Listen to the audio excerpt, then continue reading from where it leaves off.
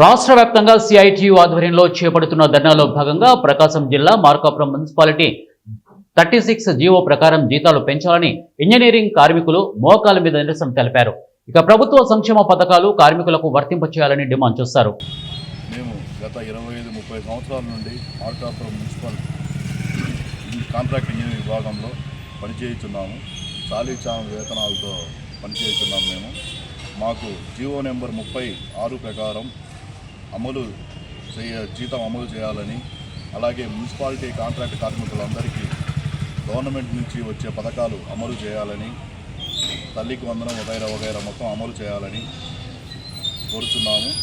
మరియు సంక్షేమ పథకాలు అమలు చేయాలని, రిటైర్డ్ వయసును 60 నుంచి 62 సంవత్సరాలకు పెంచాలని, మరియు కార్మికులకు ఎక్స్గ్రేషియా 2 లక్షల రూపాయలకు పెంచాలని కోరుతున్నాము. మున్సిపల్ ఇంజనీరింగ్ వర్కర్స్ తరఫున మేము ఇవి అన్నీ చేయాలని